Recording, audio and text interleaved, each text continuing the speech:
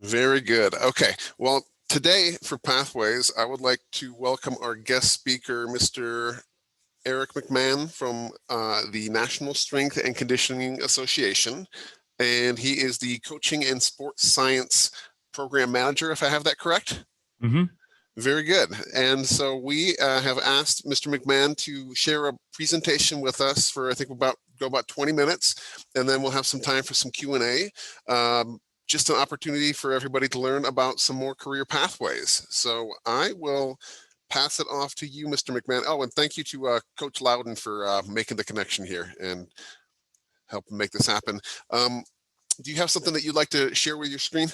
Yeah, absolutely. Let me Okay, that should be enabled. let me do that right now. Okay. Share this, and then I will. Cute kids. Thank you. Let me see if I can get this thing to load. There it is. You see me, everybody? All good. Perfect. All right. I'm excited to share today. I, in talking with Mr. Brent and Coach Loudon, this opportunity just came out of just light weight room conversation of, it'd be great to share some of the things that I've experienced in the strength and conditioning field.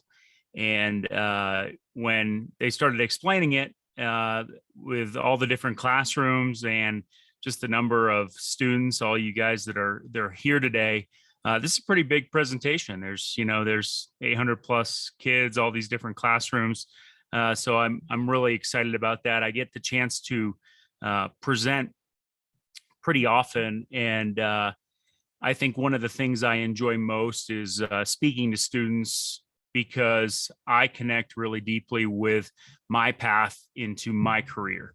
And so whether or not you aspire to be a strength and conditioning coach, I think this will be a valuable presentation for you. So today's game plan, I'm going to share my background with you.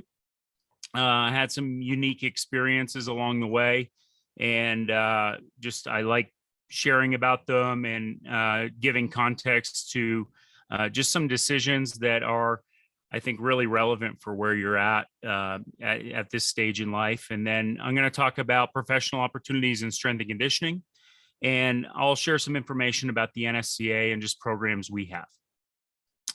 Shout out to Coach Loudon, one of our top coaches. He's certified at our highest level, and he's teaching a Foundations of Coaching Lifts course coming up here in January at Vista Ridge, and it's just exciting to have someone so highly qualified that I can connect with. And this is really what I do in my role, is connect with coaches all over the country and be the voice of the coaching community to the Nsca. I get to be the voice of the Nsca to the coaching community.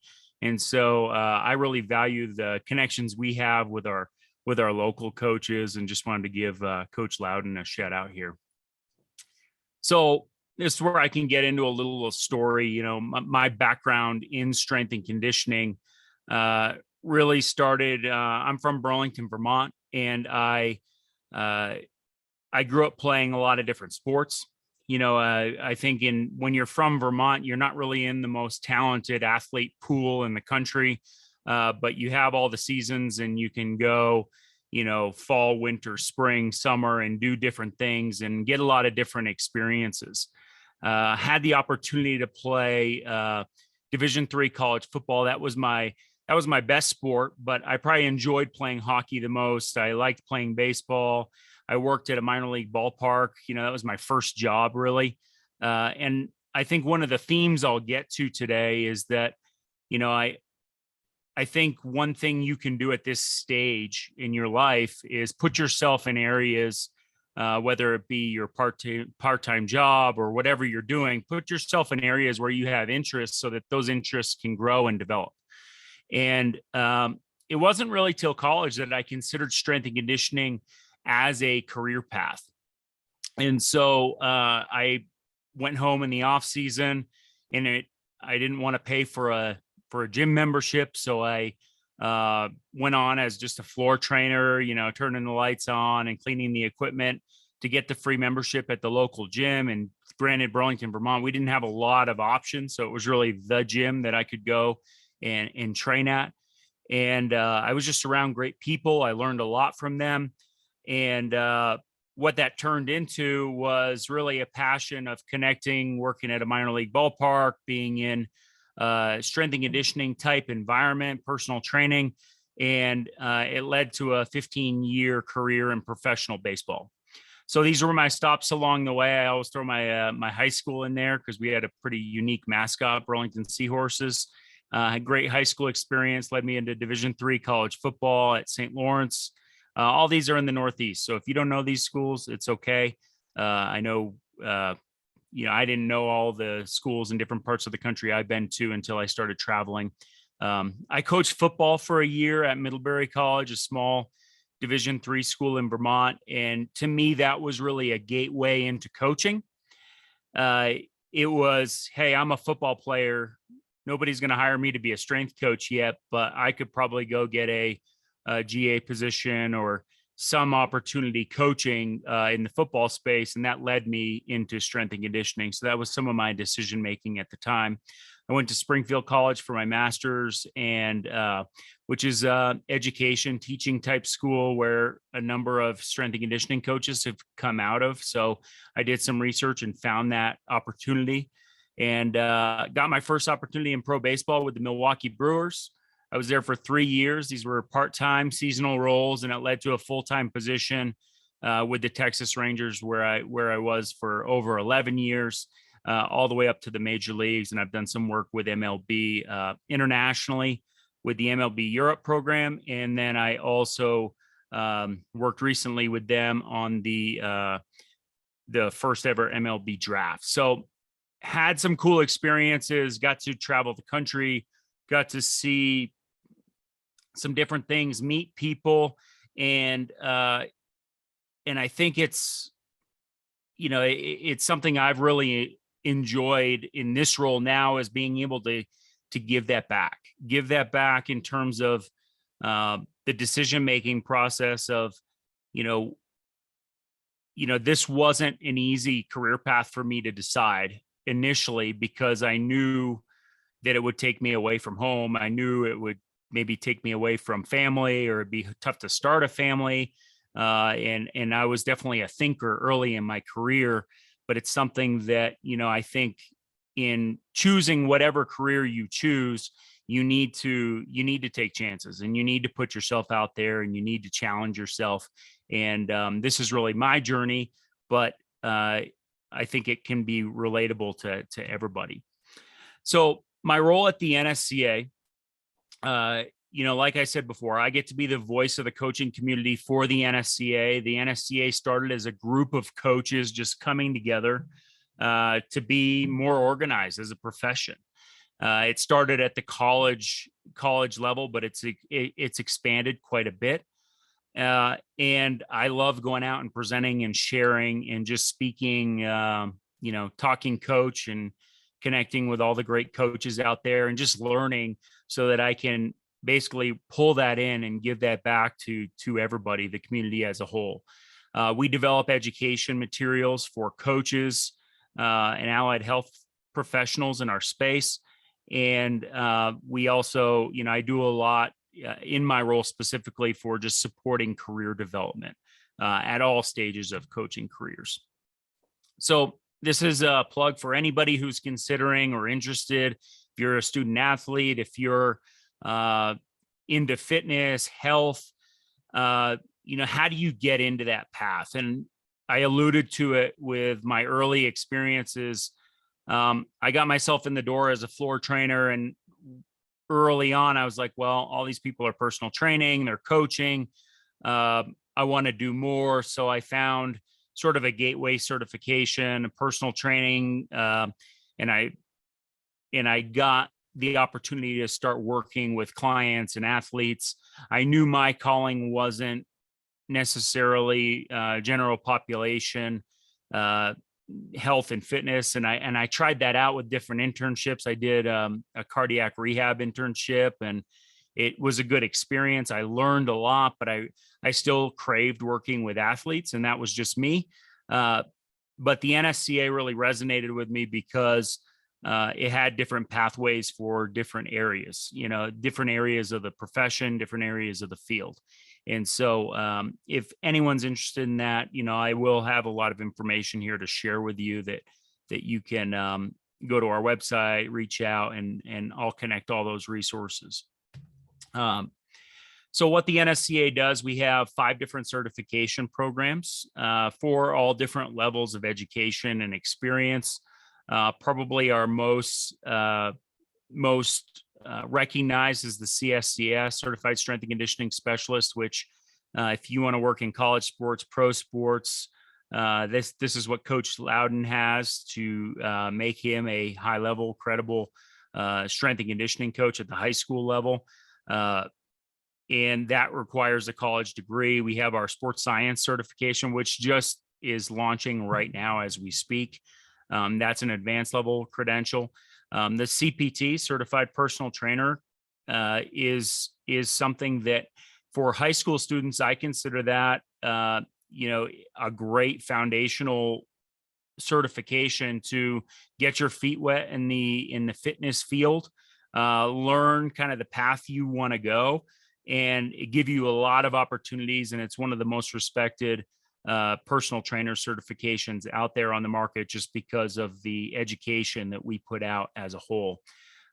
We have a special populations certification, more aligned with advanced health professions. And we also have a tactical strength and conditioning certification, which is for this certification specifically for, if you're a firefighter or you're a police officer embedded in a tactical performance community. This certification allows you to be a resource to your coworkers, to the people you're working with. And so you might work under a CSCS coach, or your fire station may not have all the resources available, and you might be all they have. But we definitely support all these certification programs with a lot of different education. We have books, we have resources. And that's something that when I was at a small liberal arts D3 school and I didn't have catered strength and conditioning major, I stumbled across these journals as an NSCA member, and that really helped me a lot. So other things we do events in every state.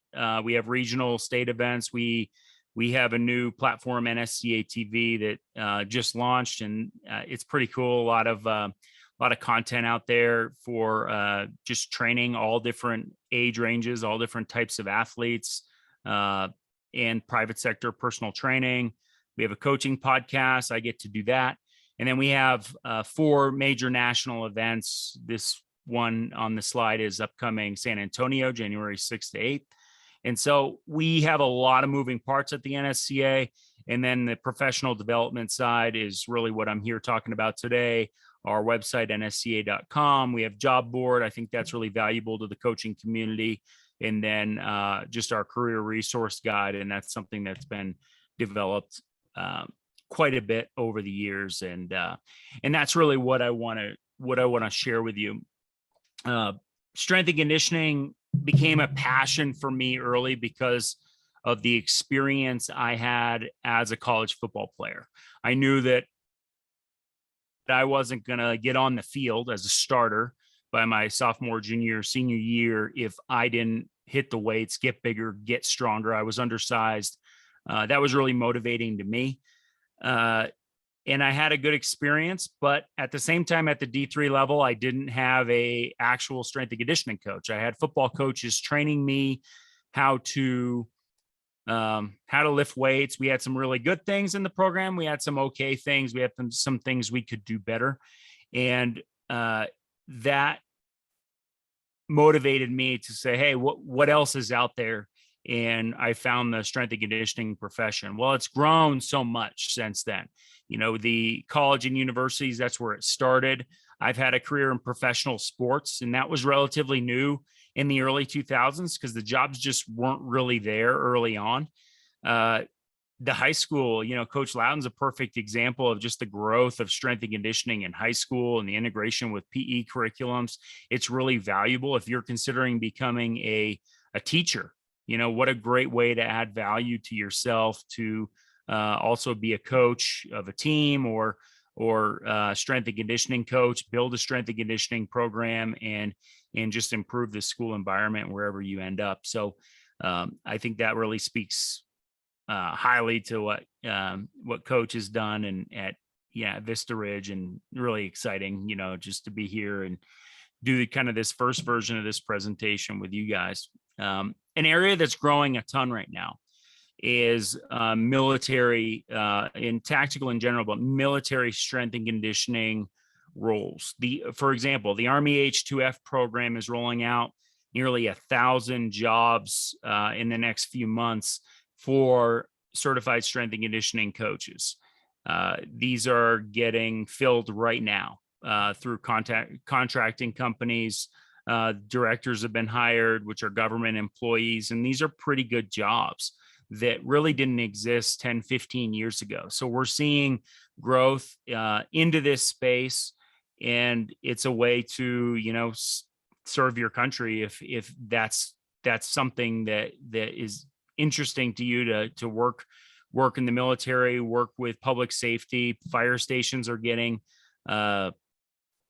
they're getting strength and conditioning coaches. They're also getting embedded firefighters and police officers that are trained in strength and conditioning. And so just a lot of opportunities there. And then, of course, there's the private sector. We have a great facility here in Colorado Springs that I've had some connections with, the Hibble Center at UCCS. A good example of this. It connects with the allied health side of things, but it also is a high-level sports science facility where there's some great training going on. And that's an emerging space, as well as some of these facilities have started to come to life. Personal training.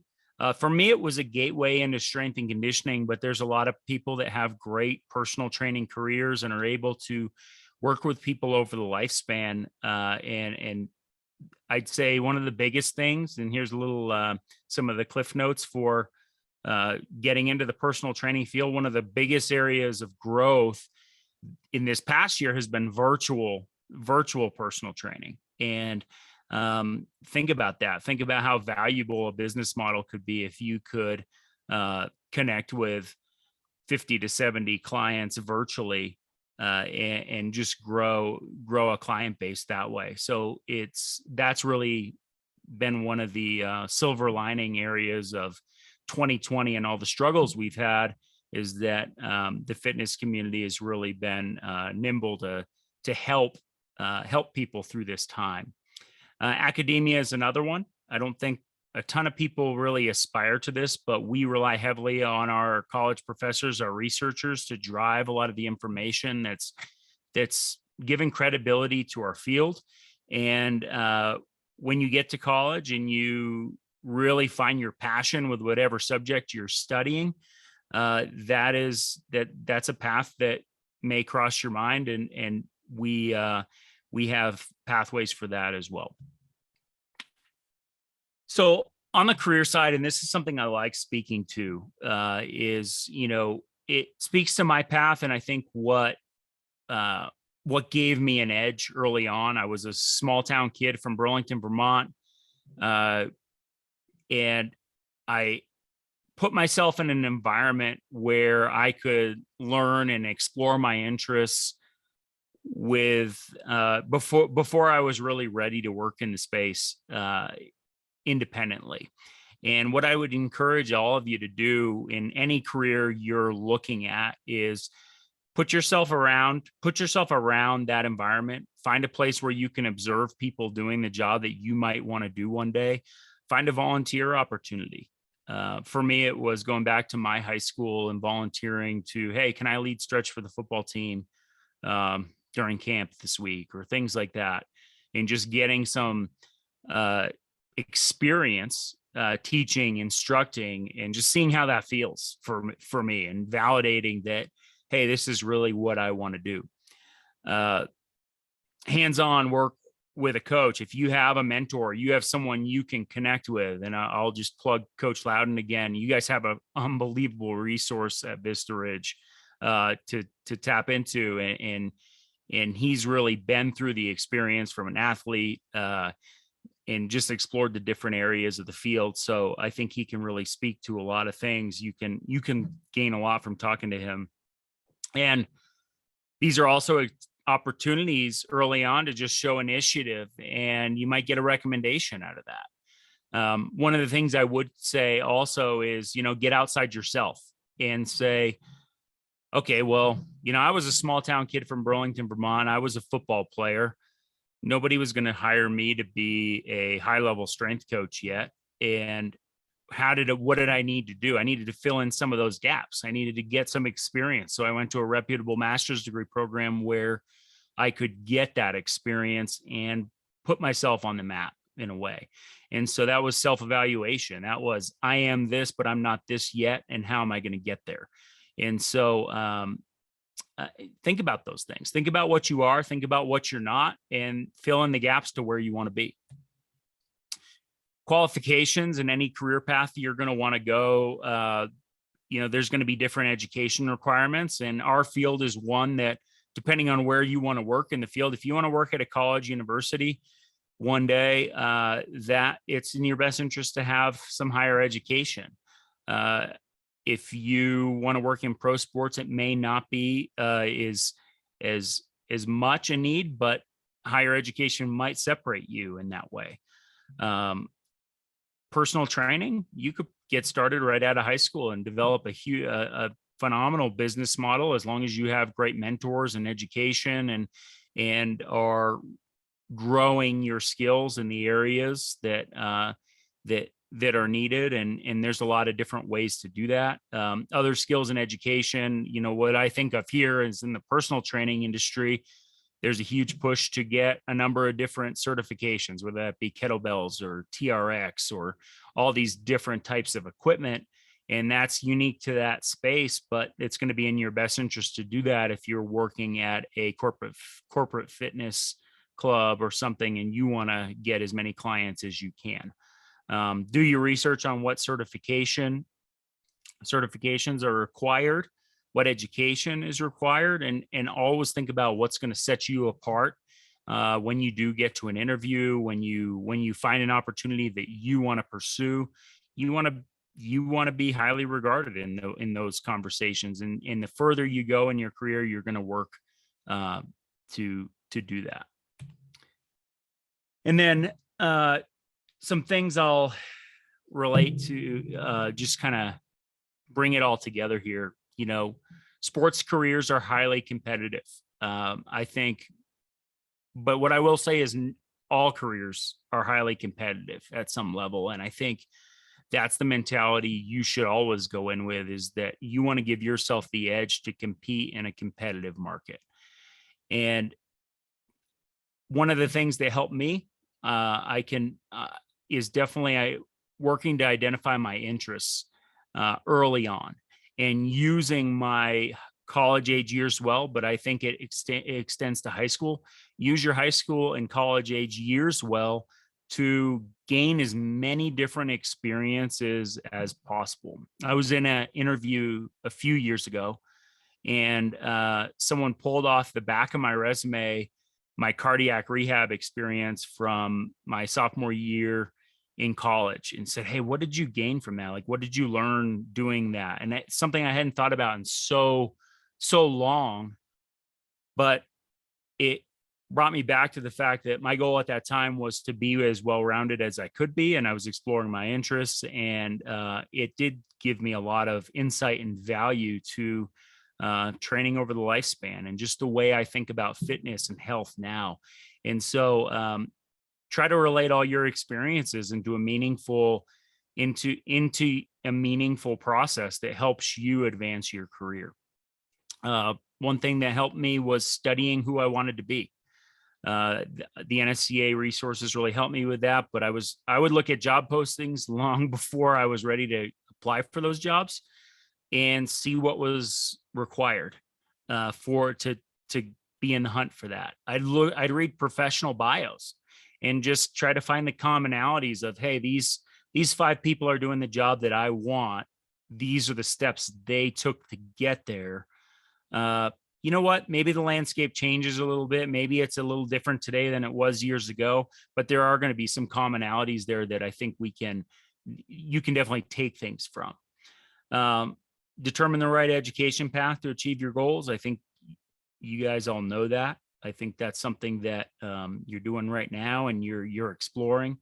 And then think even bigger than that. You know, your career is not just for the next 5-10 years. It's for the next 20-30 years, you know, and whatever you decide to do with your life, wherever you decide to give back, that's something that, you know, your ability to do that is going to rely heavily on your health, your energy level, your wellness, your ability to think clearly, your ability to deal with hardships and struggles.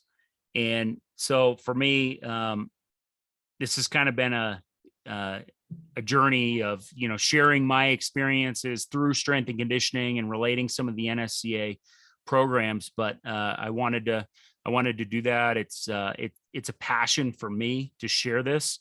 But I've had a lot of fun in this career, and I'm definitely open to connecting with anybody who shares that passion or just has interests in general. So, and what I will do is try to unshare my screen here.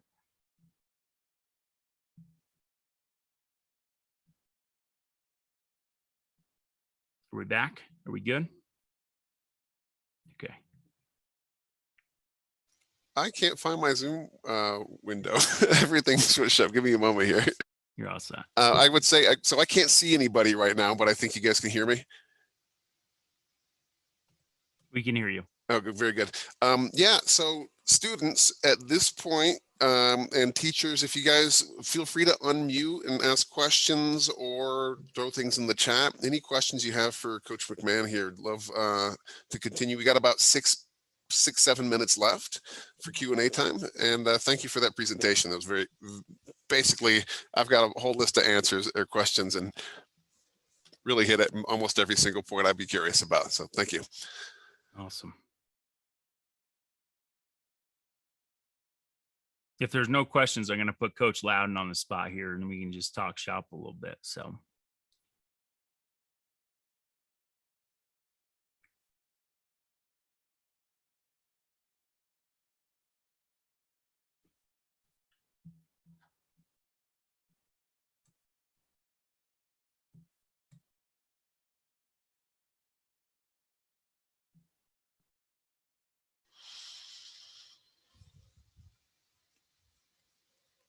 Well, we'll give the students a little bit of wait time. I think people might be typing in or chatting or not, but I can see you guys now.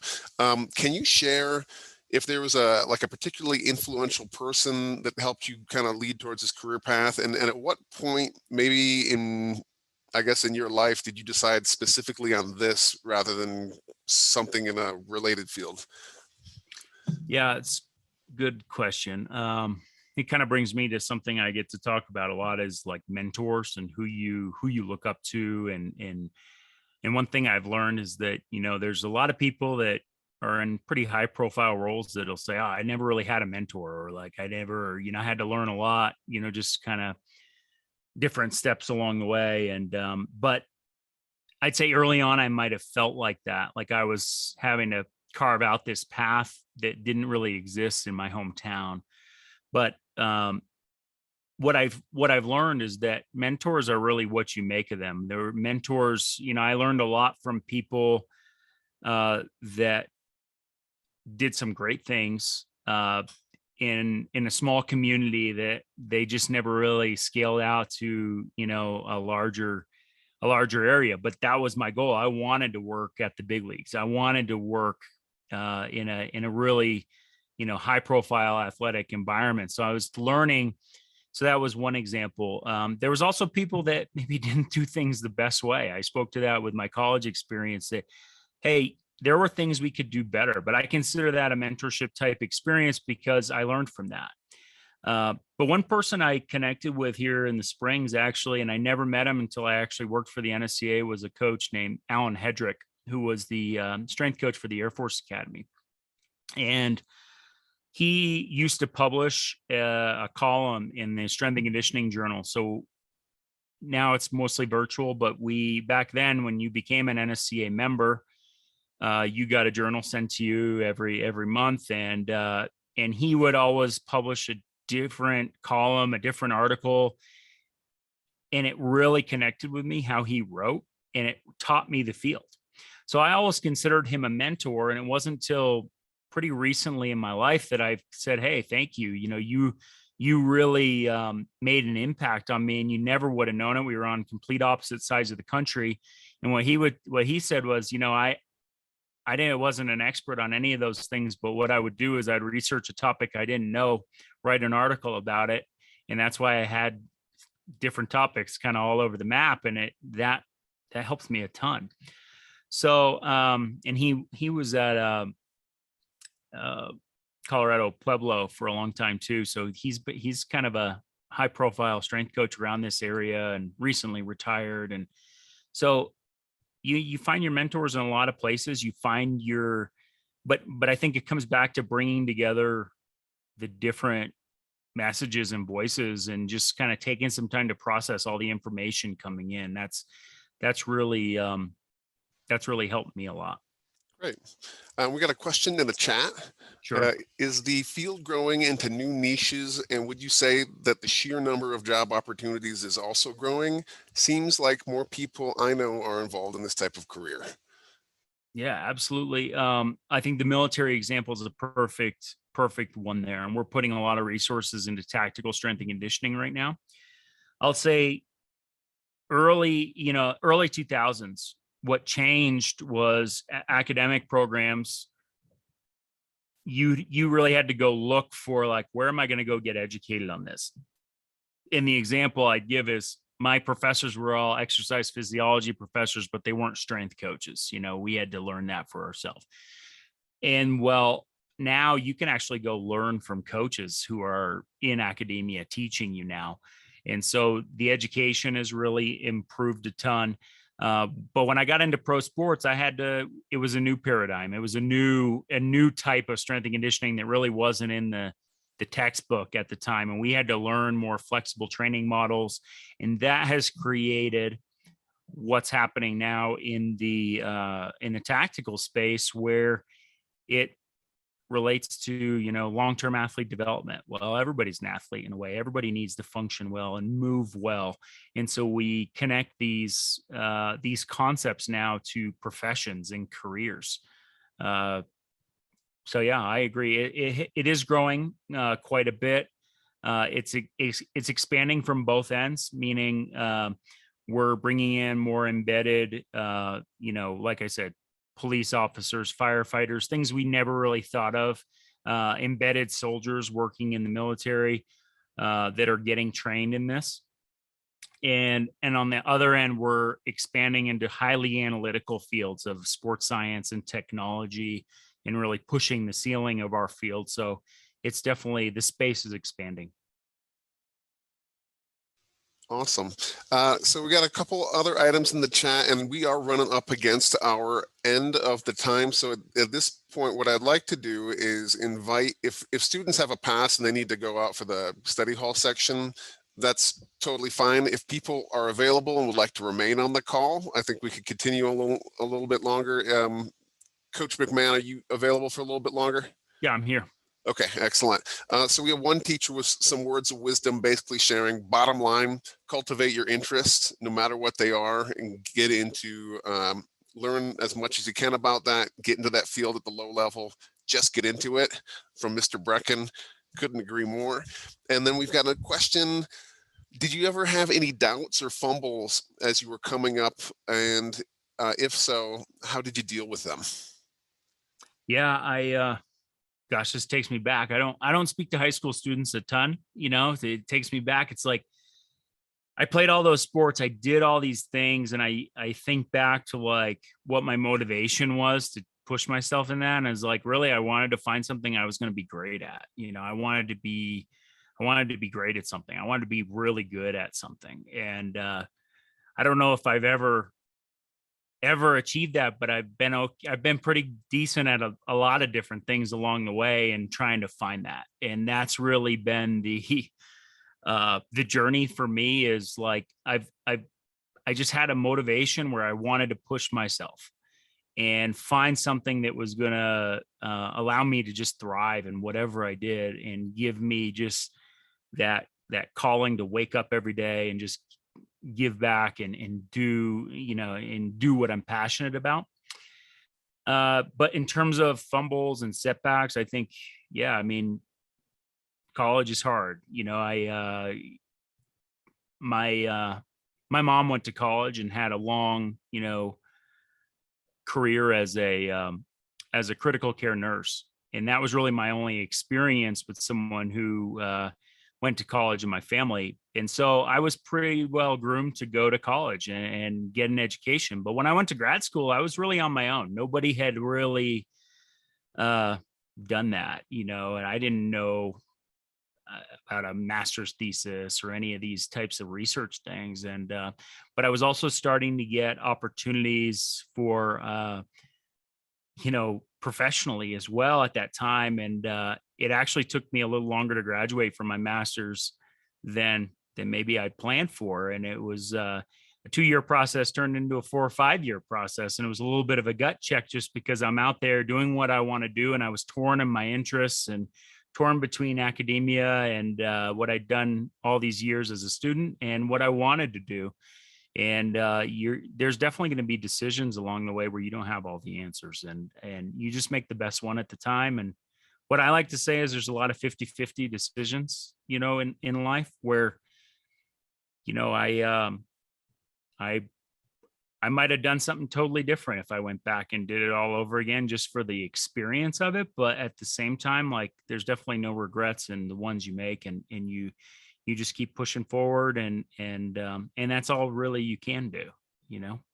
So definitely, I won't go through all my test scores and things along the way. I was a good student, but we all have our challenges, and I'll keep it right there. Very good. Well, I think we're kind of winding down here. I want to thank you, Coach McMahon, for taking the time out of your morning to speak with our students on this, and look forward to, Coach Loudon and I have talked about a little bit about some potential next steps, and maybe working with some smaller groups of students and kind of building a partnership here. So thank you so much. Thank you, Coach Loudon, for making the connection here. And Coach McMahon will give you the final word. Yeah, I appreciate everybody just listening in, and if there's anything I can do, if I'll talk to anybody about this, if you have interest in any health, fitness, strength and conditioning, even things we don't represent at the Nsca, athletic training, physical therapy, things I've had exposure to, I'm very willing to help, and please reach out. My contact info, Coach Loudon has it, and anything I can do to help, I'm willing to. So appreciate you guys. All right. Well, thank you so much. Everybody have a great day, and we will see you soon.